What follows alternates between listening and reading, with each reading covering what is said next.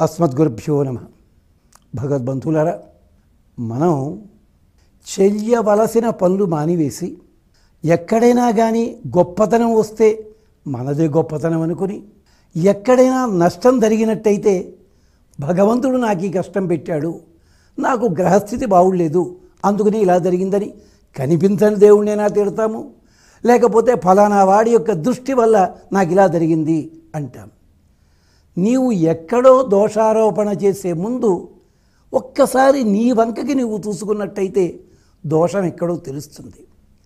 అలాంటి వాళ్ళ కోసం, అయ్యా మాకు కార్యసిద్ధి జరగటం లేదు, మేము కార్యక్రమాలు చేస్తుంటే ఎన్నో అడ్డంకులు కలుగుతున్నాయి, ఏది చేస్తున్నా కలిసి రావటం లేదు, 100కి 90 మంది ఇదే మాట అంటూ ఉంటారు పాపం. అలాంటి వాళ్ళ కోసం పద్మపురాణంలో, భవిష్యోత్తర పురాణంలో ఒక చక్కటి వాక్యాన్ని చెప్పారు. భగవంతుణ్ణి ఏ రూపంలో కొలుచుకున్నా సరే, అక్కడ చెప్పింది ఏమిటి? వెంకటేశ్వర స్వామి, శ్రీమన్నారాయణుడు అని 2 పురాణాల్లో చెప్తే, ఇంకొక పురాణంలో పరమశివుడు అని చెప్పారు. వేరే సందర్భాల్లో ఏం చెప్పారో తెలుసునా? వ్రతాలు చేసే చోట నీ ఇష్టదైవం ముందు కూర్చో, ఆ ఇష్టదైవము ఎవరు, ఏ రూపము, ఎలాంటిది, దాని గురించి చర్చ మాకు అవసరం లేదు.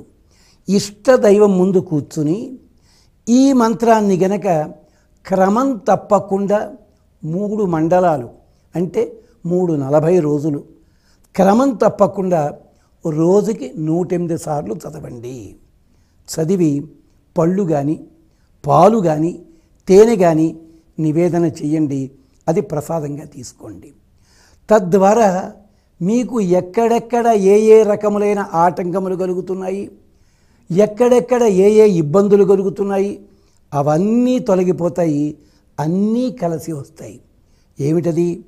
ఓం సర్వగ్రహ రూపిణే నమః. ఎంత సులభమైన మంత్రమో చూడండి. భగవత్తత్వం అన్నది, ఈ గ్రహములు ఉన్నాయే 9 గ్రహములు, ఒక్కో గ్రహానికి ఒక్కొక్క రూపము, 2-3 రూపాలు, 9 రూపాలు, 11 ఇలా ఉంటూ ఉంటాయి. ఇలాంటి గ్రహములన్నిటికీ కూడా అధిదేవత అయిన పరమాత్మ. త్యాగరాజస్వామి లేదా ఓ చోట, గ్రహబలమేమిరా రామానుగ్రహ బలము కాక అంటారు ఆయన చమత్కారంగా. అలాగా ఈ గ్రహములన్నిటినీ కూడా నిర్దేశించే పరమాత్మ తత్వము. అందుకని ఓం సర్వగ్రహ రూపిణే నమః. అన్ని రకములైన గ్రహములకు అధిపతి అయిన స్వామి, వాటన్నిటి ప్రవర్తనని కూడా నియమించే స్వామి, వాటి గుణములన్నిటినీ కూడా శోధించి వాటి గుణములని మనకు అనుకూలంగా మార్చే స్వామి. సర్వగ్రహ రూపిణే నమః. అన్ని గ్రహములకు అధిపతి అయిన పరమాత్మకి నమస్కారము. అలాగా మనం 3 మండలములు అన్నాళ్ళు రోజుకి కూడా 108 సార్లు, ఒక్కొక్కటి రోజు 108 సార్లు ఈ మంత్రాన్ని జపించి యథాశక్తి ఆరాధన అంటే పళ్ళు, పాలు, పెరుగు, తేనె, జున్ను ఏదైతే మనము ఆహారముగా స్వీకరించడానికి యోగ్యత కలిగిన పదార్థాలు ఉంటాయో వాటిలో ఏ పదార్థాన్నైనా కానీ స్వామికి నివేదన చెయ్యండి.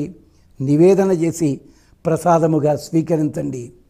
ప్రత్యేకించి ఆదివారం నాడు ఈ సంఖ్య పెంచి చదవడం అన్నది చాలా మంచిది. ఓం సర్వగ్రహ రూపిణే నమః.